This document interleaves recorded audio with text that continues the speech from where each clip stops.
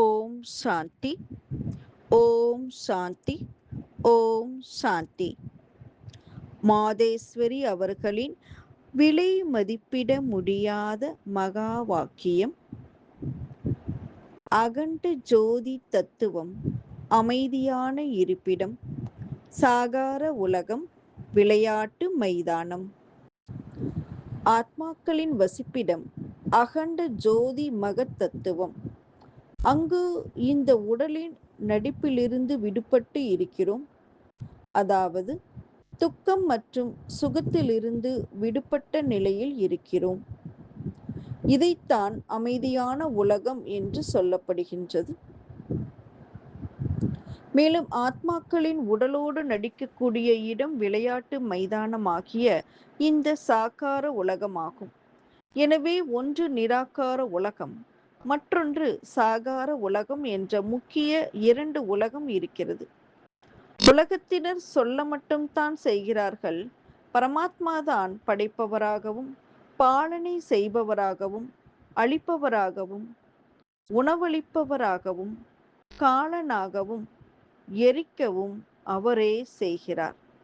எனவே துக்கம் சுகம் கொடுக்கக்கூடியவரும் அவர்தான். யாருக்காவது துக்கம் ஏற்படுகிறது என்றால் சொல்கிறார்கள், உங்களை அடைந்த நாங்கள் இனிமையாகி விட்டோம். இப்பொழுது இவை அனைத்தும் உண்மையற்றதாகி விட்டது. ஏனெனில் பரமாத்மா இந்த காரியங்களை செய்வதில்லை. பரமாத்மா துக்கத்தை நீக்குபவர், கொடுப்பவர் அல்ல. பிறவி எடுப்பது, மரணிப்பது, துக்கம் சுகம் அடைவது ஒவ்வொரு மனித ஆத்மாவின் சம்ஸ்காரமாகும். உடலை கொடுக்கக்கூடிய தாய் தந்தை, கர்ம பந்தனத்திற்கேற்றாற் போல தாய் தந்தை மகன் என்ற உறவில் வருகிறார்கள். இதன் அடிப்படையில் ஆத்மாக்களின் தந்தை பரமாத்மாவாக இருக்கிறார். அவர் எப்படி எல்லைக்கு அப்பாற்பட்ட படைப்பின் ஸ்தாபனை பாலனை செய்கிறார்? அவர் எப்படி தனது 3 ரூபமான பிரம்மா, விஷ்ணு, சங்கரை படைக்கின்றார்? அதன் பிறகு இவர்களின் சூட்சும ரூபத்தின் மூலம் தெய்வீக உலகத்தின் ஸ்தாபனை, அசுர உலகத்தின் விநாசம், மேலும் தெய்வீக உலகத்தின் பாலனையையும் செய்ய வைக்கின்றார். பரமாத்மாவின் இந்த 3 காரியங்களும் எல்லைக்கு அப்பாற்பட்டது. மற்றபடி துக்கம் சுகம், பிறப்பு இறப்பு கர்மத்திற்கு தகுந்தாற் போல ஏற்படுகிறது. பரமாத்மா சுகத்தின் கடல். அவர் தனது குழந்தைகளுக்கு துக்கத்தை தரமாட்டார். நல்லது. ஓம் சாந்தி. ஓம் சாந்தி. ஓம் சாந்தி.